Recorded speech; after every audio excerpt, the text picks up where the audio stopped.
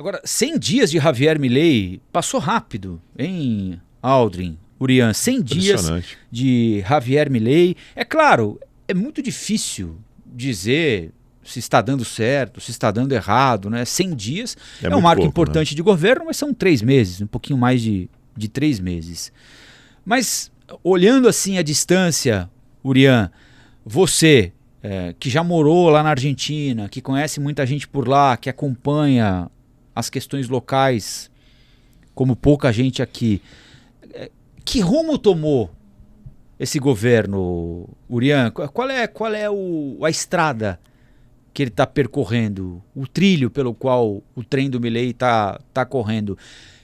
É uma estrada de sucesso? Indica um bom caminho na tua avaliação? O que é que você consegue pescar do que aconteceu até agora? Eu acredito que a gente vai ter que pescar e afirmar qualquer coisa de acordo com os resultados que vão aparecendo e também com aquelas pesquisas. Uma delas é uma que foi recentemente publicada pelo Clarim, foi feita com mais de 1.000 pessoas e destacou que para a população, assim como a gente já sabia, já vinha acompanhando, para 24% das pessoas, a inflação é o principal problema do país. E um exemplo disso é o aumento no preço dos alimentos, dos bens de consumo, que afetam diretamente o dia a dia das pessoas. Eu, inclusive, estava lendo uma reportagem hoje que falava que as pessoas tá muito caro para os brasileiros irem até a Argentina, então a gente já está observando, inclusive, o movimento oposto de argentinos cruzando a fronteira para virem para o Brasil para fazer compras por aqui. Então, aumento do preço do pão, da carne, dos itens básicos daquela dieta argentina.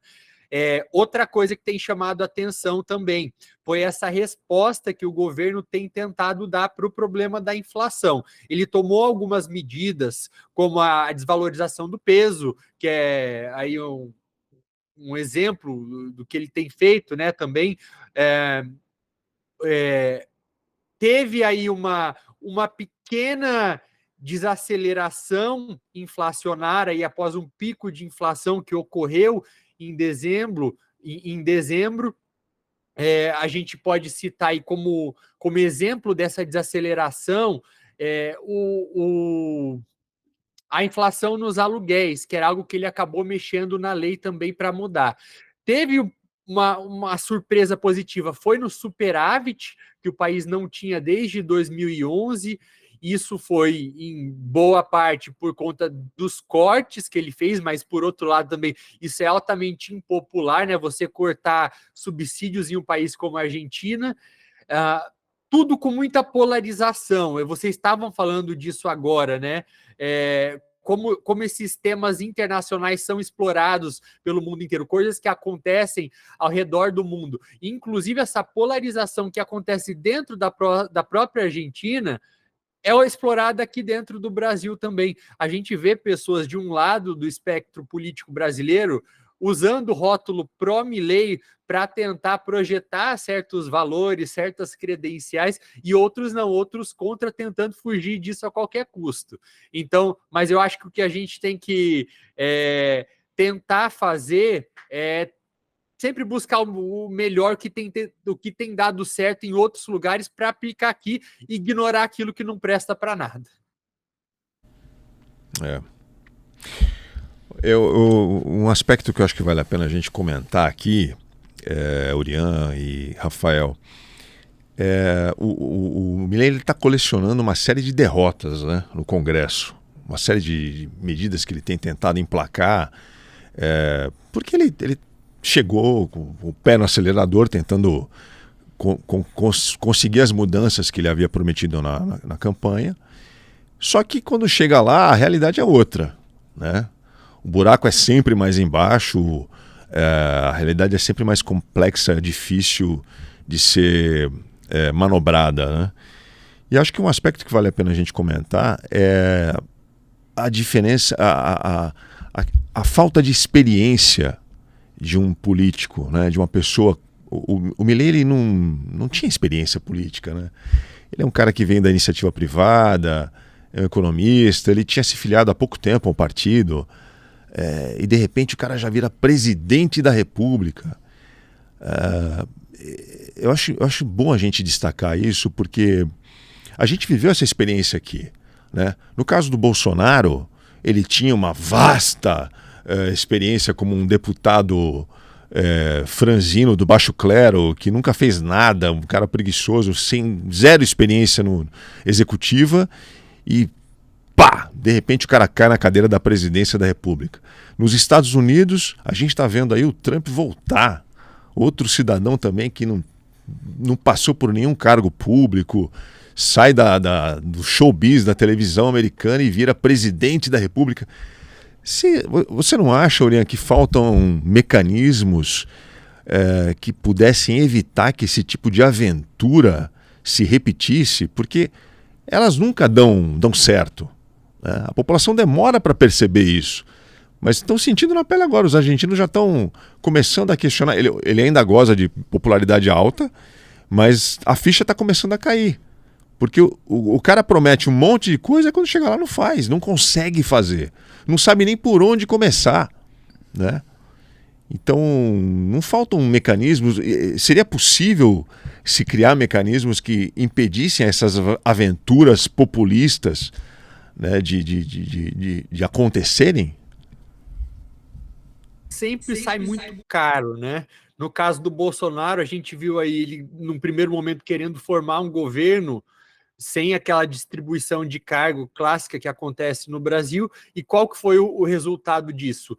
Orçamento secreto. Então, a conta ficou mais cara, inclusive, do que um próprio loteamento, que já era algo meio que tradicional na política brasileira. O Milei também chegou com o mesmo discurso. E como essas pessoas são muito bajuladas, como elas partem para esse discurso de tentar despertar emoções, elas de fato acreditam que elas têm o poder de realizar essas mudanças, essas reformas, até que chegam lá e batem com a cara na parede. Isso está acontecendo agora com o Milei também. Eu acho muito difícil a gente falar em criar mecanismos para isso, até porque numa democracia ideal, qualquer pessoa deveria poder ter o poder de se candidatar e defender algum tipo de ideia, né? Desde que fossem ideias democráticas. E na teoria, num primeiro mandato, esses aí, por mais que tenham ideias radicais, eles acabam não fugindo muito de discursos, não estou falando de prática, tá? Mas de discursos democráticos. Se a gente começa a limitar quem pode, quem não pode concorrer, aí a gente acaba agindo como, por exemplo, a Rússia, em que os concorrentes acabam sempre aí tentando alavancar um ditador principal e a oposição verdadeira não consegue participar. E a gente vê, né, a exemplo da Rússia, o quanto é importante ter uma oposição ativa. Agora, quem pode defender a política é a própria classe política. E como? Como que a política faz isso? Tornando essas demandas, e eu falei isso algumas vezes já aqui, que não pode haver, por parte da sociedade, demandas por políticos populistas. Se os de dentro do sistema não estão dando conta de entregar aquilo que a população precisa que entregue, a população vai buscar fora. E onde quer buscar fora? É de pessoas de fora desse sistema, esses oportunistas. O Milei estava ali 3, 4 anos já na política, Bolsonaro há 27 anos, mas quando chegou na hora de fazer esse discurso, veio se pintando como alguém que nunca tinha estado na política ou que não teve, e você falou do populismo, é um discurso clássico de que eu preciso do poder da caneta para poder para devolver o poder de voto para vocês. Mas quem pode consertar isso é a própria classe política. Tem que ser uma decisão que parta de dentro dela, mas que, de novo, né, as pessoas vão ter que votar direito no legislativo para eles lidarem com essas regras a partir de então, né? É um ciclo meio vicioso. Olá, aqui é o Rafael Colombo. Gostou do que acabou de assistir? Se inscreva no canal Cortes do Flow News para os melhores momentos. Quer acompanhar os nossos programas na íntegra? Então se inscreva no nosso canal oficial, Flow News.